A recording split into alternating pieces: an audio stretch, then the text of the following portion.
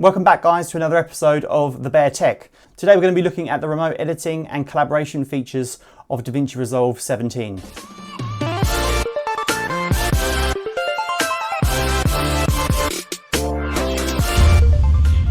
Prior to Davinci Resolve 17, the free version, these remote editing features were a premium and were only available in the studio version of the software. So today we're going to be taking a look at how we install Davinci Resolve Project Server, how we can remotely work with other team members to be able to edit, color grade, cut videos, etc. Remotely across the world or on the local network. Specifically today, however, we're going to be installing a local server on this network and enabling users running Microsoft Windows as well as Mac OS X to be able to open a project that the project server is actually hosting and centrally storing the database. The project server is a really great tool and it also enables you to remotely chat with other members of your team. Say for example, during COVID, let's say you're working remotely with color gradists or other editors. You can use a VPN, for example, and be able to see that collaboration in real time. So anyway guys, what I've done here, I have a virtual server set up. It's running on one of my servers here. So let's jump into that now and we'll install the Davinci Resolve Project Server. Okay, so as you can see, I'm now logged into the server. And if we open up our browser, we need to navigate to Blackmagic Design/support. In previous versions of Davinci Resolve, you would be able to install, or Davinci Resolve Studio, should I say, you would actually install the project server features as part of the same installer. However, now they've got a separate installer, so we need to, on the support page, we need to scroll down.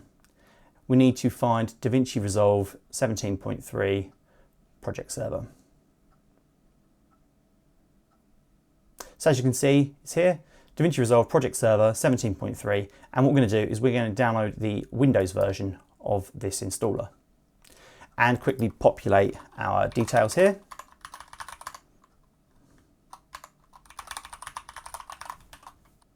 And then once you're done, click Register and Download, and then you should see this window here pop up, and we simply click on this button. So once it's downloaded, it's pretty much a case of just opening the installer and hitting next, next, next. So let's do that now. Okay, so in our downloads folder, we'll have a zip file containing the installer. As you might expect, we're just going to extract the zip file. Okay, once that's done, we're just going to run the installer.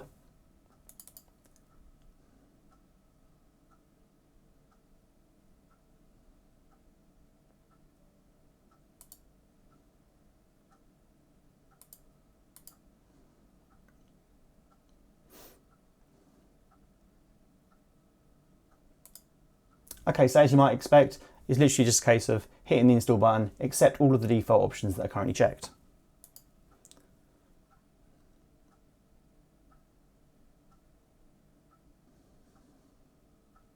So the install will take a few seconds, maybe up to a minute. Just go and grab a coffee maybe and come back to it shortly.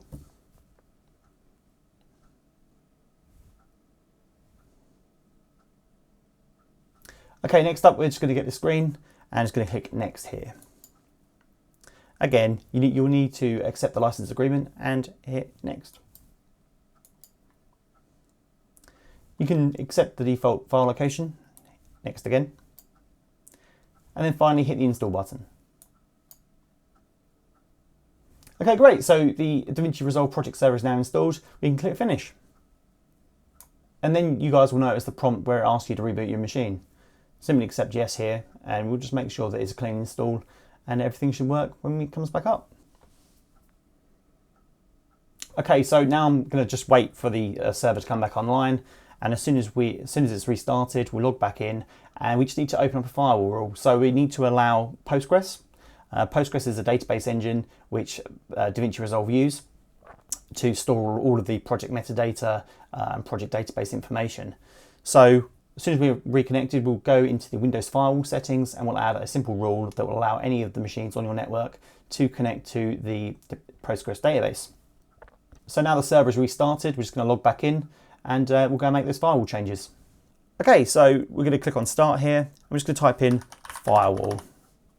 So click on Windows Defender Firewall. And once that opens, we're going to click on Advanced Settings here. Pretty simple now. All we need to do is click on inbound rules, and then we're going to use this new rule icon just here. So we'll click on that. Okay, so from this list here, we're going to use the port radio button. So click on port and then hit next. We specifically need to open up ports 5432. So this 5432 is the TCP port number that Postgres uses. So all of the Davinci Resolve clients in your network will essentially connect to Postgres on this server on port 5432. So once that's entered, keep TCP like so, and keep the specific local ports as 5432, and then we're just going to hit next here. Again, we can just hit next. So guys, here you may want to restrict this further, you may want to remove public. However, I know that I firewalled and segregated my network, so there's no need for me. So I'm just going to keep it at domain private and public, and I'm just going to hit next here. So now we need to name it. So I'm just going to use Postgres. That is actually the service that we're actually opening up here. And I'm just going to put in brackets Davinci Resolve Project Server, just so I know in future. And then we're going to hit finish. Okay, so that should now enable any of the clients on our network to connect to the server. However, what I would first of all recommend you do is just access services. So pressing the start menu, type in services and then hit enter. And we're just going to make sure that our Postgres service is set to automatic startup and is running. So I've just opened up services, just type POS, and then that should automatically jump to this section here. And as you can see, we've got Postgres 9.5. Okay, it is an old version of Postgres, but that is the only version that Davinci Resolve currently supports. So as you can see, it's running here, so there should be nothing else for us to do at this time. So we can now close the services window. Next is we're going to open up the Davinci Resolve Project Server icon that appears on the desktop. Just to be clear, you don't have to have this running when using the project server on clients. It does, however, make initial configuration of your project server much quicker. So double click on this, and after a few seconds, it should open up the Davinci Resolve Project Server. Okay, so now it's opened the Davinci Resolve Project Server interface. It now enables us to be able to do things such as enable sharing, create a new database, optimize a database, backup and restore a database. So as you can see, we've got this default Resolve one. However, what I'm going to do just to demonstrate, just for demonstration purposes, is we're going to create a new database now. So let's click on the new database icon up here. And just for the sake of this, we're going to call it the Bear Tech. So although I'm not 100% au fait on how Davinci Resolve recommends you set up databases, in this example, we'll just use a company-wide database so that anyone who works for the Bear Tech, for example, would be able to access that and open those projects that we have stored centrally. Now, it's also important to note here that you can't use spaces. So this is actually the Postgres database name itself. So if you want to use spaces, obviously just swap those out with underscores or hyphens. So anyway, now we can click create, and you'll notice that the Davinci Resolve Project Server will create that database now, and it'll take a few seconds. Once it's been created, select the new database, and we're going to click on this button here, which is called Enable Sharing. So once the database has been created, you will get this window pop up here, and you can simply click Authorize. As you may notice here, I've got 172.25.87.59 IP address. Honestly, don't worry about that. It's just I've got a slightly advanced network setup here, so I'm not using the conventional sort of network IP addresses or the LAN IP addresses that you would commonly use. So for example, you're probably seeing here a 192.168 or a 10.1 address. Just that's absolutely fine. Just click Authorize. Okay, that's great. So in theory, we're ready to go. Be able to use Davinci Resolve now on our network machines, and we should be able to create some projects, add some assets and various different things. So we'll demonstrate that now. One other thing that's pretty cool, however, is our ability to actually add an icon to each of our databases. So what we'll do is I'm just going to go and just jump into YouTube quickly. Shameless plug right here. So I'm just going to jump into YouTube. I'm just going to go to the Bear Tech. I'm just going to grab my icon, the the tech. And I'm just going to grab that. So I'm just going to save image as. Just pop that on the desktop. Okay, so we've got this icon, this JPEG now. If we were to right click and we go load image, if we go to desktop, actually select that, and you'll get that cool little icon appear in this view, as well as all your clients on the network when they add that database, they'll also see the same icon. So you could use icons for different companies or different projects if you like. I thought that was quite a cool touch. Anyway, so now that's all set up, we can close this application and we can try connecting to it. So I'm just going to minimize our virtual server there, and let's open up Davinci Resolve. One other thing which you must be aware of and must make sure is that all versions of Davinci Resolve should ideally be updated and using the same version, including the project server. So in future when new versions come out or new patches, I'd highly recommend making sure that each of the client machines on the network, including the project server, have been updated too, just to ensure obviously there's no conflicts and no issues when running this kind of setup. Okay guys, so you may get this view here, and if you do, you probably got already some projects in here. However, this is a fresh install of Davinci Resolve. If you're not seeing the database options on the left-hand side in this section, you must click on this icon here. So clicking on this, it shows up our default local database, and we've got the Postgres as well. So this is where our new server settings will sit and live. So now the project server is closed down, what we need to do is we'll just quickly go back into the project server. Loading up the project server, we need to select the bare tech, which is obviously the database which we want our clients to connect to. And then up here, we've got this little key and file icon, and that says export access key. So this is really just a quicker way of us being able to quickly fill out those database connection settings for all of our clients on the network.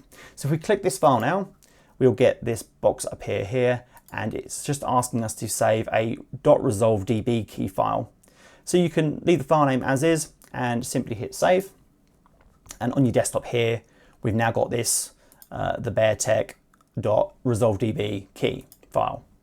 So we now need to share this key with any users who want to access this server remotely and collaborate and work on projects. So I'm just going to copy that now, and we can copy that over to a network share or email it to your team members, or obviously stick it in a OneDrive shared file. However, I'm just going to quickly copy it across my network.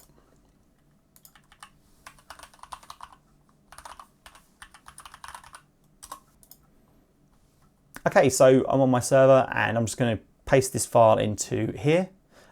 So the responsibility of the project server is really to store and push out that configuration of metadata for your various different projects.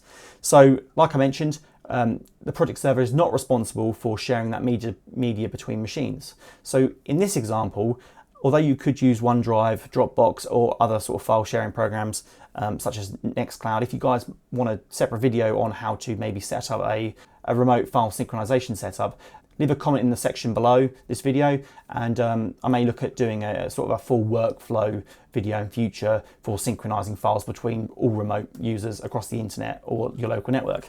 But anyway, as you can see here, I'm actually using a network share. I'm using my server, so 172.25.87.2 is my local file server here.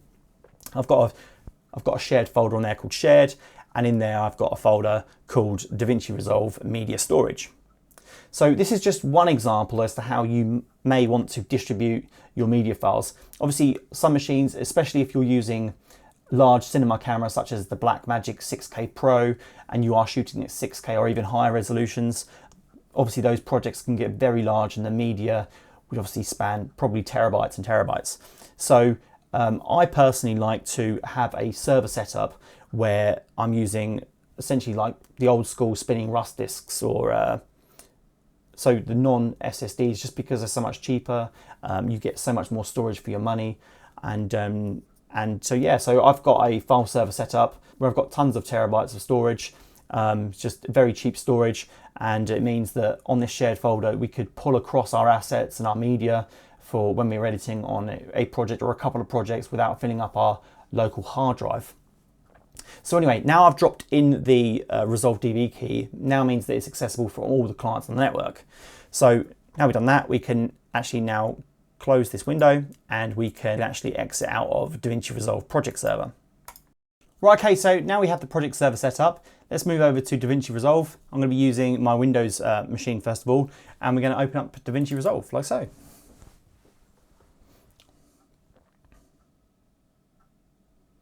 So as you see now, we've opened up Davinci Resolve. If you've only just installed it, such as I have on this machine, you'll probably just have the untitled project. So now what we're going to need to do is click on this icon here. This will open up the list of all databases that we have currently on our system. Next up, we're going to take the Resolve DB key and we're going to drag it into this window. That will essentially automatically create the Postgres database connection. So I'm just going to go onto my file server, and as you can see, here's the key here. We've got the BearTech Resolve DB key. I'm just going to click and drag that into there. As you can see, the database now appears underneath the Postgres SQL header. And if we click on that, you'll see that we've also got only that single untitled project because we haven't created any projects yet on our project server. So next up, we're going to create a new project. So we're going to click New Project. And we'll just call this Test Project. And we'll click Create. So it's now created the project on the remote server, and changes that we make to the timeline here will be saved back to the Davinci Resolve Project Server. It's important to note here, however, that any media, so such as MP4s, any raw video files, image files, etc., generally all of your media assets aren't actually managed remotely by the Davinci Resolve Project Server. So you will have to find a way to manually move those files between different editing machines. So there are multiple different ways in which you can do this. You could use, if you're on a local network or you're using a VPN, you could certainly use shared network drives, Windows network locations, etc. Or alternatively, if you're already using a cloud files synchronization provider such as Microsoft OneDrive or Dropbox, you could also utilize that as well. That would be a very efficient way of distributing and automatically synchronizing these files with any remote editors, even over the internet. Alternatively, you could also implement your own file sharing system, such as Nextcloud. Nextcloud is a fantastic open source alternative to the likes of Dropbox or Microsoft OneDrive. If you would be interested in watching a video on that, please let me know in the comments below, and I'll look into maybe doing a whole video as to how you could set up Nextcloud as a cheaper alternative to Microsoft OneDrive and Dropbox with almost unlimited storage. Okay, so now we're in the project and we're loaded the project from our new remote database. What we're going to do is we're going to import some clips and create a very basic timeline just to demonstrate when we go and connect to the remote project server on the Mac in a minute, how that all works and how that loads up the project. So first of all, let's go and insert some media.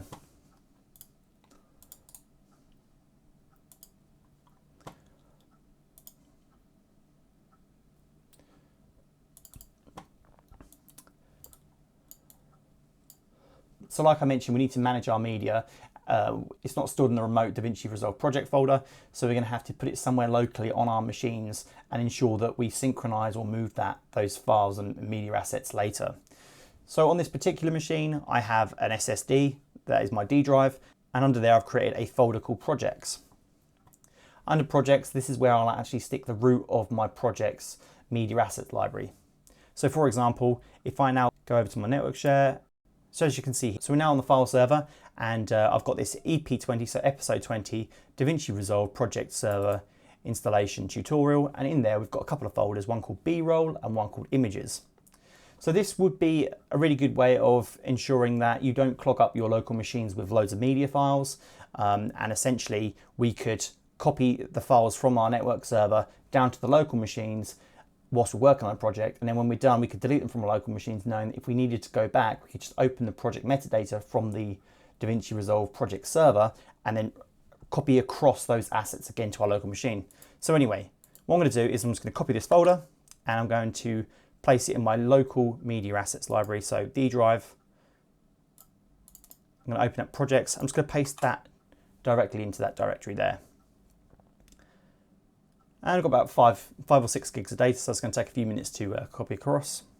Right, okay, so there we go. We've got our episode 20 assets inside our projects folder.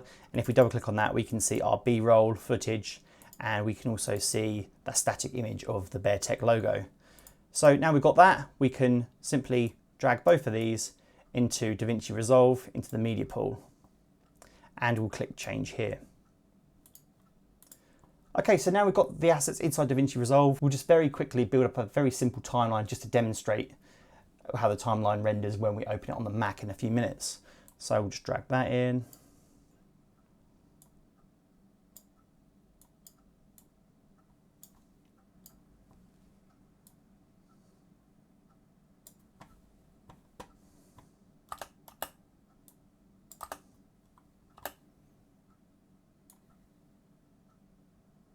Okay, and also what we'll do is we'll just make this second clip here grayscale just to show you and demonstrate that the metadata from our timeline is being stored on the remote project server.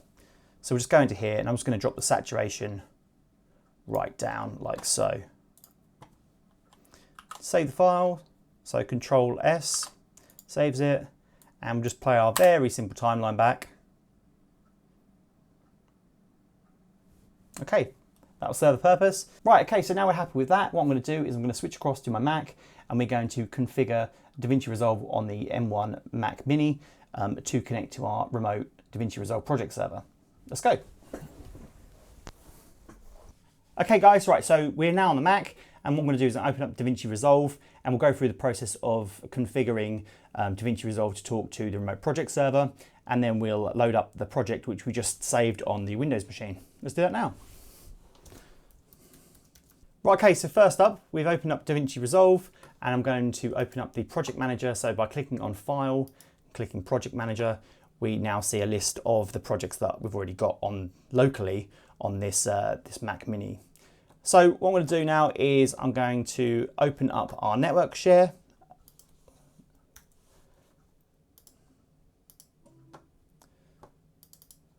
So opening up the network share on the Mac is similar to Windows. I'm assuming obviously if you're using a Mac, you probably know how to do that, but if you don't, it's the Apple key combination, and then you'd enter the server host name and the name of the share. So as I said before, we've got the Bear Tech.resolvedb key. It's just simply a case of clicking on this and dragging it into this window to create that connection. Again, if you haven't used Postgres before, or you're seeing a window that looks probably similar to that, what you should do is you should click on this little icon here, and then that will then reveal the list of other databases on your system. So what we're going to do is just going to go back to our network share. So back on the network share, I'm just going to drag that file into the project manager window, and as you can see, the Bear Tech has appeared underneath Postgres SQL. So I'm just going to highlight that, which will then load the projects that are on the remote server. So now we see our test project, and if we click on that, we should be able to load it. So as you can see here, this is actually warning us that we would be loading this project in a read-only view because another machine has already got it open. So although we can enable collaboration, for now I'm going to show you just simply having a central server where you can load project metadata from and generally load your projects. So I'm just going to go and close Davinci Resolve on the Windows machine. One sec. So now it's closed, we should be able to open the project on our Mac. So as you can see, the project has opened, but there is a lot of media offline messages. So going back to what I said earlier, we need to manage transferring the actual media files, the raw media files themselves, onto the machine that we're working on. So I'm going to go back now to the network share to copy the media files onto a location on this particular computer so that we can then link the clips in Davinci Resolve, bring the timeline back to life again.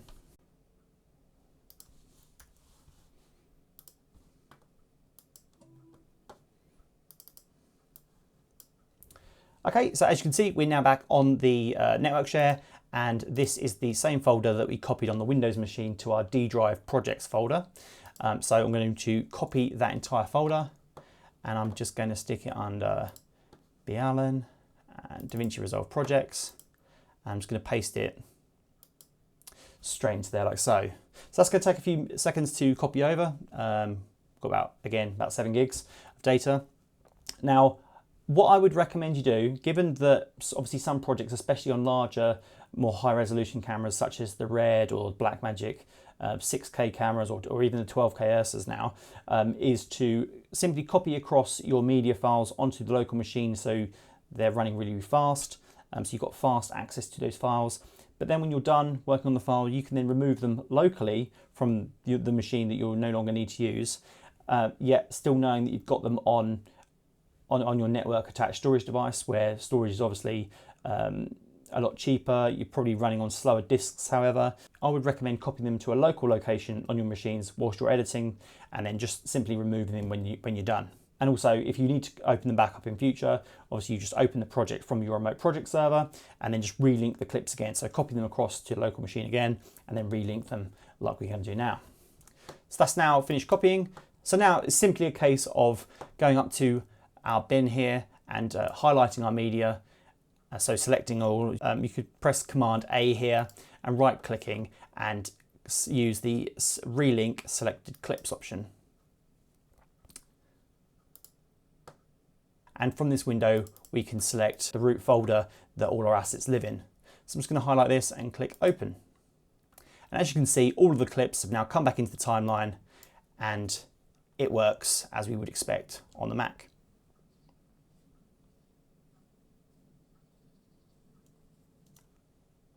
So just like to point out here, obviously that all of the fading information, the color grades, so we've got obviously the grayscale here, is all fully working as we would expect. The only thing we had to do was to simply relink those media files once we open the project. So now what we should be able to do is we should be able to make changes to this project. We should be able to pull clips around, and then when we save on here, open back up on the Windows machine, and those changes will pull through on there. So let's just make a quick cut here. Let's just remove, we'll just remove the audio from this clip, and again there. And maybe let's just add some quick text in. Text, again, as you might expect, text is going to be saved against the project on the remote server. So obviously there's nothing to copy across or synchronize with text because it's saved as part of the database on the remote server. So we'll just make a quick change here, like I say, and then I'll demonstrate that those changes pull through onto the Windows machine.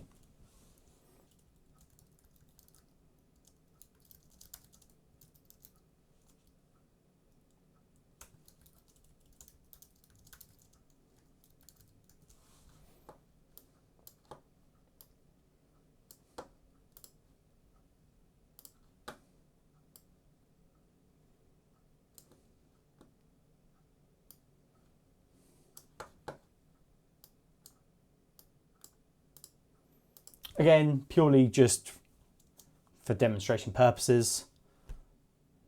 All right. So now I'm going to demonstrate how we can enable the collaboration features on the Mac and how we can send messages to our other editors and also change our username. So inside Davinci Resolve, we can go to our project under Project Manager. So I'm now going to enable collaboration on this particular project so that other editors who also work on it can work on the same timeline. You can have someone doing your color grades whilst you're adding footage and cutting clips, etc. So to do that, we're going to jump back to the Project Manager window. So we're going to go to File and click on Project Manager. That then opens up the screen again.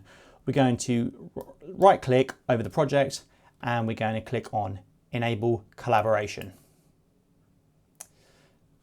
So I'm now going to close this window, and as you can see, the timeline has disappeared.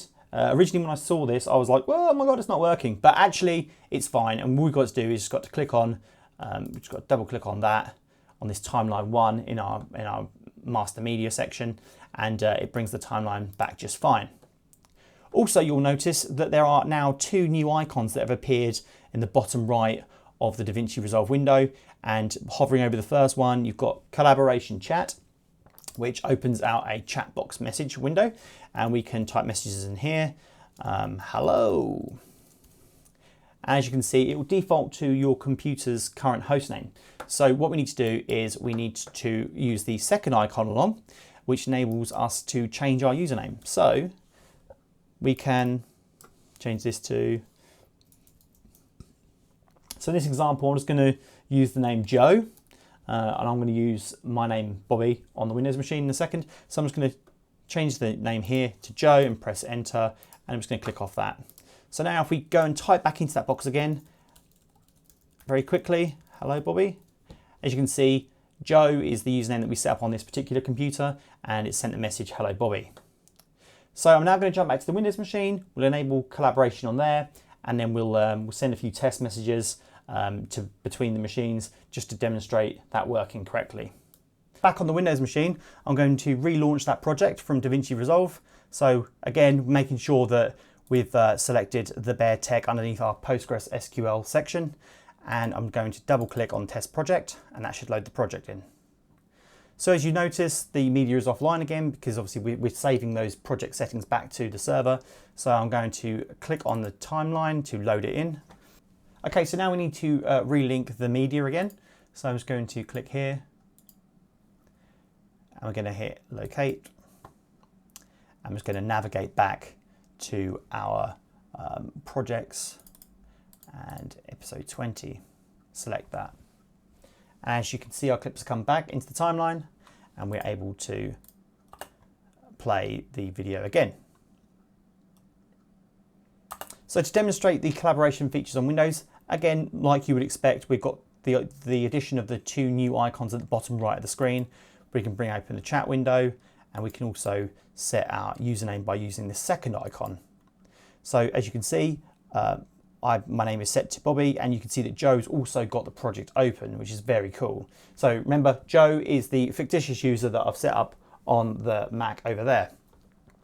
So now if I just type a message, so hi Joe, are you there? How are you getting on with the color grades? And then on the Mac, as you can see over here, the chat icon goes red, and clicking on that opens up the chat window, and we can obviously talk back.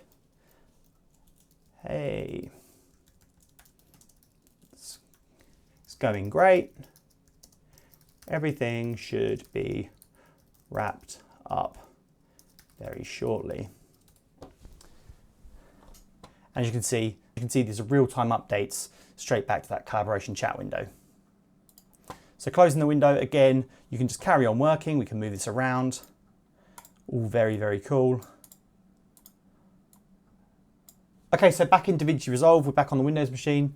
So something that I didn't realize is that when you've got one editor currently working in the edit panel, the other editor can't edit the same timeline. So it essentially opens it in read-only mode.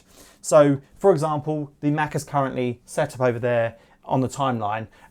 So here I cannot actually drag anything along the timeline on the Windows machine.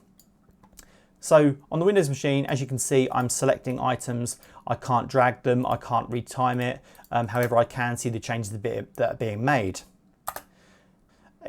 However, if I go into the color panel, it means you can have an editor currently working on the timeline, and you can have a color gradist working on the different clips. So for example, on the Windows machine now, I've gone into the color panel, and what I'm going to do is I'm going to bump up the saturation and then show you the changes that take effect on the Mac. Now, I've noticed that inside Davinci Resolve, when you're working with the collaboration features, you have to essentially synchronize the changes so that other people can see them.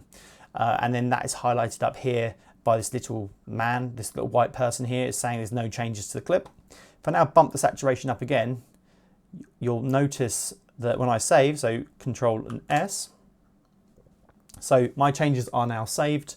They're pushed back to the project server, but they're not instantly available for the editor to view on the Mac. So I'm just going to jump back to the Mac now, demonstrate how the Walking Along the Sand clip has been updated, and there are changes to pull in.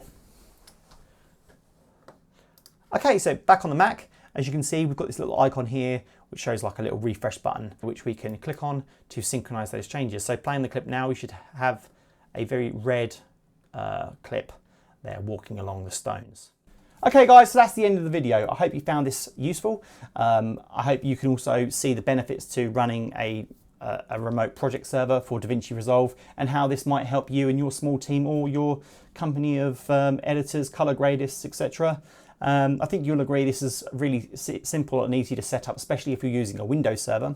If you're interested in future, I could also do a video on how we could install a remote Davinci Resolve project server on a Linux-based virtual machine.